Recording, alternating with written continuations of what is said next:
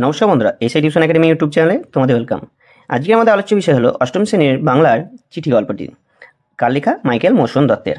আর যারা নতুন বন্ধু আমার এই চ্যানেলে এসেছো বা এই ভিডিওটা দেখছো, অবশ্যই চ্যানেলটাকে সাবস্ক্রাইব করে একটা লাইক করে দিও, আর তোমাদের বন্ধুদের সঙ্গে ভিডিওটা শেয়ার করতে ভুলো না। এক নম্বর প্রশ্ন দেখো, এক নম্বর প্রশ্ন কি বলছে? এক নম্বর প্রশ্ন বলছে যে মাইকেল মধুসূদন দত্ত কোন কলেজের ছাত্র ছিলেন? উত্তর কি বলছে? মধুসূদন দত্ত হিন্দু কলেজের ছাত্র ছিলেন। 2 নম্বর প্রশ্ন কি বলছে? বলছে পদ্মাবতী নাটকে তিনি কোন ছন্দ ব্যবহার করেছিলেন? উত্তরে কি বলছে দেখো, বলছে পদ্মাবতী নাটকে তিনি অমৃতাক্ষর ছন্দ ব্যবহার করেন। এবার দেখো, এবার বলছে নিচের প্রশ্নগুলি উত্তর নিজের ভাষায় লেখো। এগুলো কিন্তু একটু রচনাধর্মী টাইপের, তো অবশ্যই তোমরা একটু ভালো করে দেখে নেবে, পারলে খাতায় অবশ্যই নোট করে নেবে।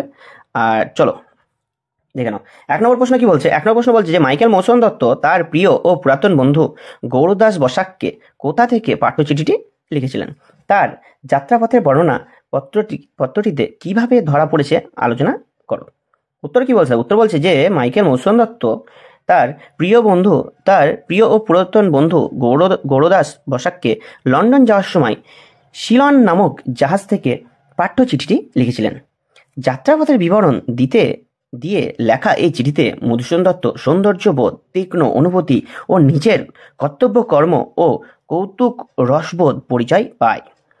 জাহাজের ভিতরে কি বলছে, জাঁকজমকপূর্ণ ও বিশালতাকে তিনি রাজবাড়ির প্রাসাদের সঙ্গে তুলনা করেছেন। তিনি বলেছেন জাহাজের কেবিনগুলো রাজকুমারদের উপযোগী। বলছে পত্রাকার ভূমধ্যসাগরের মধ্য দিয়ে ভেসে চলতে চলতে উত্তর আফ্রিকার পর্বতাকীর্ণ উপকূল দেখতে পাচ্ছিলেন। উত্তাল সমুদ্রের পাশাপাশি তিনি সমুদ্রের শান্ত রূপ ও প্রত্যক্ষ করেছিলেন। এই শান্ত সমুদ্রকে তিনি হুগলি নদীর সাথে তুলনা করেছেন। এছাড়াও সেখানকার মাসের মতো সেখানকার আবহাওয়া যতটা ঠান্ডা হবে বলে কবি ভেবেছিলেন, বাস্তবত তা সেরকম নয়, বরং অনেকটাই আমাদের দেশে নভেম্বরের মাসের মতো। এই ভ্রমণের মধ্যে যে একটা বিষণ্ণতা রয়েছে তাও তিনি লক্ষ্য করেছেন। কবি শিশুকাল থেকে এই দেশ সম্পর্কে চিন্তা করে এসেছেন, ফলে বাস্তবে তিনি যখন এই দেশের নিকটবর্তী হয়েছেন তখন বাস্তবতই ভাবপ্রবণ হয়ে পড়েছেন। তাই পরিচয়ও আলোচ্য চিঠিতে রয়েছে। চলো 2 নম্বর প্রশ্নটা দেখে নাও। 2 নম্বর প্রশ্ন কি বলছে? 2 নম্বর প্রশ্নে বলছে 2 নম্বর প্রশ্নে কি বলছে? বলছে মাইকেল মধুসূদন দত্তের জীবনের উচ্চাশার স্বপ্ন কিভাবে পত্রটিতে প্রতিভাসিত হয়ে উঠেছে। চলো উত্তরটা দেখে নাও। উত্তরে কি বলছে? বলছে শিলন জাহাজে চেপে ইংল্যান্ডে যাওয়ার সময় মাইকেল মধুসূদন দত্ত তার বন্ধু গৌরদাস বসাককে যে চিঠিটি লিখেছিলেন তাতে লেখকের উচ্চাশা ও স্বপ্নের স্পষ্ট আভাস পাওয়া যায়। মধুসূদন দত্ত আইন শিক্ষার উদ্দেশ্যে ইংল্যান্ডে পাড়ি দিয়েছিলেন। সেই শিক্ষা যথাযথ সম্পূর্ণ করে সেই সূত্রে একটি সম্মানজনক জীবিকা অর্জনে তিনি বদ্ধপরিকর ছিলেন। এই কথা তার চিঠিতে স্পষ্ট হয়ে ওঠে। চিঠিতে তিনি এও লেখেন যে পড়াশোনায় মন দিতে গিয়ে তিনি হয়তো বন্ধুদের বেশি সময় দিতে পারবেন না। বন্ধুকে তিনি আরও জানান যে ছোটবেলা থেকে ইংল্যান্ড সম্পর্কে কতই না স্বপ্ন দেখেছেন তিনি, কিন্তু যখন তিনি সত্যি সেই স্বপ্নের দেশের দিকে প্রতি মুহূর্তে একটু একটু করে এগিয়ে চলেছে, তখন তার নিজের কাছেই তা অবিশ্বাস্য বলে মনে হয়েছে। ছোটবেলা থেকেই ইংরেজি ভাষা, সাহিত্য এবং ইংরেজদের প্রতি মাইকেল মধুসূদন দত্তের গভীর আকর্ষণ ছিল। ইংল্যান্ড ছিল তার স্বপ্নের দেশ। তিনি যে তার স্বপ্নের দেশে খুব কাছাকাছি এসে পড়েছেন এই চিঠি থেকেই তা জানা যায়। 3 নম্বর প্রশ্নে কি বলছে দেখো। 3 নম্বর প্রশ্ন বলছে যে বিদেশি, বলছে 2-3 প্রশ্নটা দেখো। বলছে বিদেশে পাড়ি জমানোর সময়েও তার নিজের দেশের কথা কিভাবে পত্র লেখকের মনে এসেছে। উত্তরে কি বলছে দেখো। বলছে মাইকেল মধুসূদন দত্তের উচ্চাশা ও বিদেশের মাটির প্রতি প্রতিষ্ঠা লাভের স্বপ্ন থাকলেও নিজের দেশের প্রতি তার ভালোবাসা ছিল অকৃত্রিম ও চিরন্তন। তাই বিদেশে পাড়ি জমানোর সময় তিনি বারবার নিজের দেশের কথা স্মরণ করেছেন। প্রথমত যাত্রাপথের সুনির্পূর্ণ বর্ণনা তিনি ইন্ডিয়ান ফিল্ড পত্রিকায় দিতে চেয়েছেন। এই বর্ণনা হবে সুদীর্ঘ ও বিস্তারিত। আসলে তিনি সৃষ্টির ভাবনায় নিজের দেশের কথা মনে রেখেছেন। দ্বিতীয়ত কি বলছে? বলছে দেখো কতদিন আগে কলকাতায় ছিলেন তাও স্পষ্ট করে বলেছেন। তৃতীয়ত জাহাজে থাকার সময় যদি আধা ডজনখানেক লোক দেশের লোক থাকতো তবে তিনি একটি গোষ্ঠী গড়ে তুলতেন। জড়ও এটিও জানিয়েছেন। চতুর্থত, বন্ধুর কাছে হরির কথাও জানতে চেয়েছেন। পঞ্চমত, জিব্রাল্টার বর্ণনাও বলেছেন, এখনকার সমুদ্র যেন কলকাতার হুগলি নদীর মতো বেশ শান্ত। ষষ্ঠত, এখানকার আবহাওয়া দেশে নভেম্বর মাসের মাঝামাঝি যেমন হয় তেমনই নাতিশীতোষ্ণ। এইভাবে মাইকেল মধুসূদন দত্ত যাত্রাপথের একাধিকবার নানা প্রসঙ্গে নিজের দেশের কথা মনে করেছেন। 4 নম্বর প্রশ্নটা একটু লক্ষ্য করে দেখো কি বলছে। বলছে, এ কথা যেন আমার বিশ্বাস হচ্ছে না। কোন কথা? সে কথাকে বক্তার অবিশ্বাস্য বলে মনে হয়েছে কেন? চলো উত্তরটা আমরা দেখে নিই। উত্তরে কি বলছে, মাইকেল মধুসূদন দত্ত তার শৈশব থেকে লন্ডন সম্পর্কে যে সব চিন্তা ভাবনা করে এসেছেন, আজ তা তার নিকটবর্তী হতে চলেছে। এই কথাটি যেন তার বিশ্বাস হচ্ছে না। আসলে স্বপ্ন ও বাস্তবের এই মিলন যেন তার কাছে অবিশ্বাস্য। ছেলেবেলা থেকে তিনি স্বপ্ন দেখতেন লন্ডনে যাবেন, সেখানকার বৃহৎ সমাজে তার খ্যাতি হবে, প্রতিপত্তি হবে। কিন্তু সেই যশ লাভ ইচ্ছা তার প্রতিদিন পূরণ হয়নি, বরং তিনি প্রত্যাখ্যাত হয়েছেন।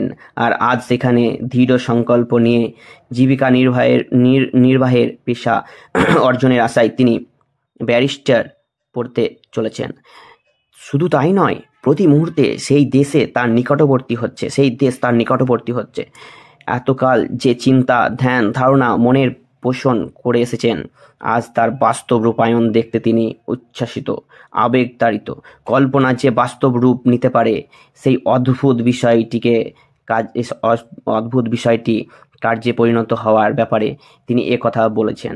চলো 5 নম্বর প্রশ্নটা একটু দেখে নাও কি বলছে।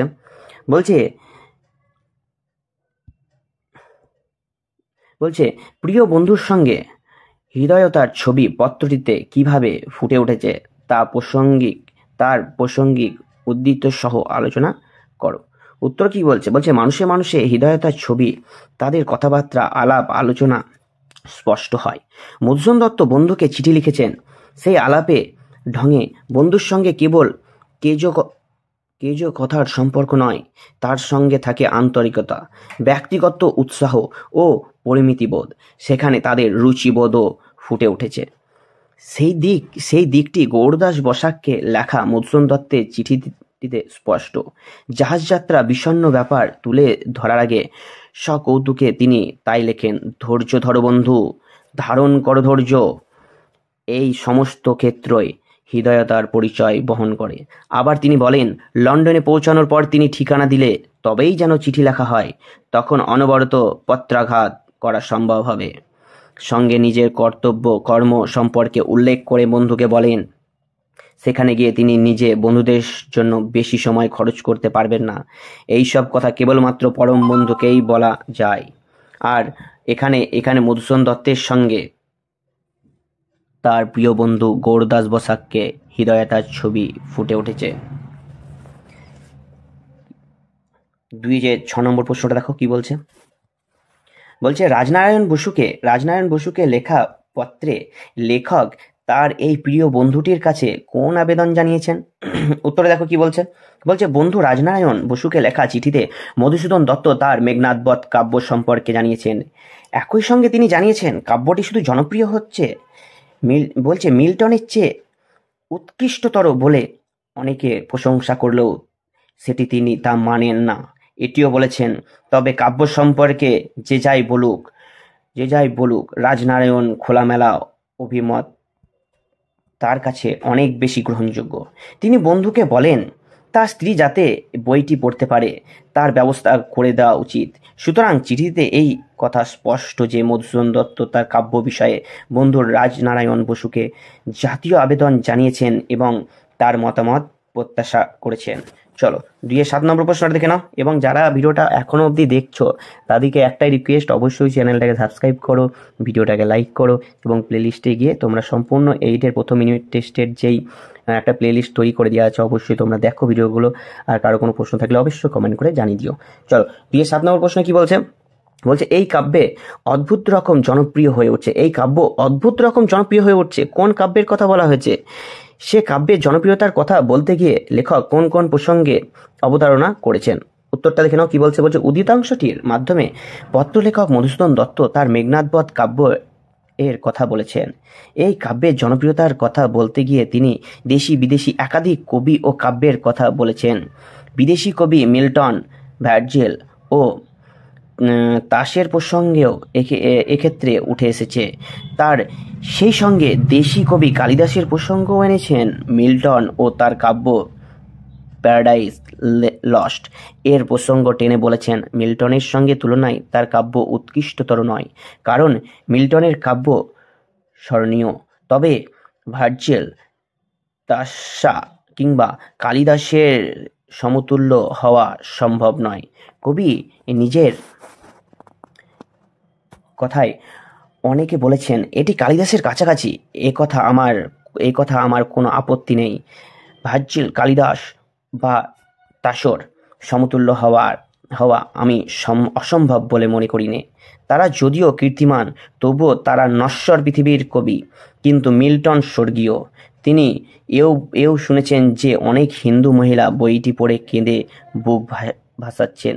তাই বন্ধু গৌরদাস বসাকের স্ত্রীও যাতে বইটি পড়তে পারেন সেই ব্যাপারে ব্যবস্থা করার পরামর্শ তিনি বন্ধুকে জানিয়ে দিয়েছিলেন। যদিও মধুসূদন দত্ত তার বন্ধুর উদ্দেশ্যে বলেছেন, হাজার হাজার জয়ধ্বনি থেকেও তার বন্ধুর অভিমত তার কাছে অনেক নির্ভরযোগ্য। চলো 8 নম্বর প্রশ্নটা দেখে নাও কি বলছে। বলছে প্রিয় বন্ধুর প্রতি, সর্বোপরি সাহিত্যের প্রতি গভীর অনুরাগের যে পরিচয় রাজনারায়ণ বসুকে লেখা পত্রটিতে পাওয়া যায় তা বিশ্লেষণ করো। চলো উত্তরটা দেখে নি কি বলছে। উত্তরে কি বলছে? বলছে প্রিয় বন্ধু রাজনারায়ণ বসু ও তার সাহিত্যের প্রতি গভীর অনুরাগের প্রসঙ্গে মাইকেল মধুসূদন দত্ত বলেছেন, তার কাছ থেকে তিনি মেঘনাদবধ কাব্য সম্পর্কে জানতে আগ্রহী। তিনি তার রায় জানার জন্য অপেক্ষা করছেন। এই সঙ্গে মেঘনাদবধ কাব্য সম্পর্কে অনেকের সমালোচনার চেয়ে রাজনারায়ণ বসুর অভিমত তার কাছে যে অতি গুরুত্বপূর্ণ সে কথাও জানিয়েছেন। মেঘনাদবধ লিখতে গিয়ে তাকে অনেক অশ্রুপাতও করতে হয়েছে সে কথা জানিয়েও বলেছেন, তোমার যা মনে হয়েছে তুমি তা লিখে জানাবে। এইরকম হাজার হাজার মানুষের জয়ধ্বনির চেয়ে তোমার অভিমত অনেক নির্ভরযোগ্য। অনেক হিন্দু মহিলা কাব্যটি পড়েছেন শুনে তিনি বন্ধুকে বলেছেন তার স্ত্রীও যাতে সেটি পড়তে পারে তার ব্যবস্থা করাও বন্ধুর কর্তব্য। সঙ্গে বন্ধুর সমালোচনার প্রসঙ্গে তার আন্তরিক ভাবের প্রকাশ করে বলেছেন যে তিনি রাজনারায়ণ বসুর অকপট বক্তব্যের সর্বশ্রেষ্ঠ অনুরাগী। এছাড়াও আলোচনার প্রসঙ্গে কবি মিল্টন, ভার্জিল, তাসো, কালিদাস প্রমুখ বিশ্ববিখ্যাত কবির নাম উঠে এসেছে। এর থেকে সাহিত্যের প্রতি কবির অনুরাগের পরিচয় পাওয়া যায়। 9 নম্বর প্রশ্নটা দেখো কি বলছে। বলছে ঈশ্বরচন্দ্র বিদ্যাসাগরকে 3 নভেম্বর 1864 খ্রিস্টাব্দে লেখা মধুসূদন দত্তের চিঠিটির বিষয়বস্তু সংক্ষেপে আলোচনা করো। চলো উত্তরটা দেখে নাও কি বলছে। বলছে 1864 খ্রিস্টাব্দে 3 নভেম্বর বিদ্যাসাগরকে লেখা চিঠিতে মধুসূদন দত্ত তার লন্ডনে যাওয়ার কারণ উল্লেখ করে তার বিষয় আশয়ের দেখভাল করার সম্পর্কে গভীর কৃতজ্ঞতার কথা বলেছেন। এর সঙ্গে লন্ডনে গিয়ে তাকে যেন কোনো নতুন বিপদের মধ্যে না পড়তে হয় সে দিকটিও দেখার অনুরোধ করেছেন। তারপর তিনি সেখানের জলবায়ু ও আবহাওয়া বিষয়ক তথ্য দিয়ে সেখানে কিভাবে আছেন তা বলেছেন। ঠান্ডার বিষয়ে বলেছেন, এদেশের ঠান্ডার চেয়ে সেখানে 6 গুণ বেশি শীত। ভরতচন্দ্রের লেখা উদ্ধৃতি দিয়ে তিনি ইউরোপের প্রচণ্ড শীতের উল্লেখ করেছেন। তিনি যে ফ্রেঞ্চ, ইতালিয়ান, জার্মানি প্রভৃতি ভাষা লিখেছেন তাও বলেছেন। অর্থাৎ মধুসূদন দত্ত বিদ্যাসাগরকে লেখা চিঠিতে তার সম্পত্তি উদ্ধার, দেখভাল ও তাকে সাহায্য করার কথা এবং প্রবাসে বসবাস করার কথাও জানিয়েছেন। 10 নম্বর প্রশ্নটা দেখো এবং এই 8ম শ্রেণীর বাংলার চিঠি গল্পটির শেষ প্রশ্নটি একটু ভালো করে দেখো কি বলছে। বলছে বিদ্যাসাগরকে লেখা পত্রটিতে মধুসূদন দত্তের জীবনে তার ভূমিকা যে আভাস মেলে তা বিশদভাবে আলোচনা করো। চলো উত্তরটা দেখে নি। উত্তরে কি বলছে। বলছে বিদ্যাসাগরকে লেখা চিঠিতে মধুসূদন দত্ত তার ব্যক্তিগত জীবনের ওপর বিদ্যাসাগরের গভীর প্রভাবের কথা বলেছেন। আমরা জানি মধুসূদন দত্ত ব্যক্তি জীবনে বেপরোয়াভাবে খরচ করতেন।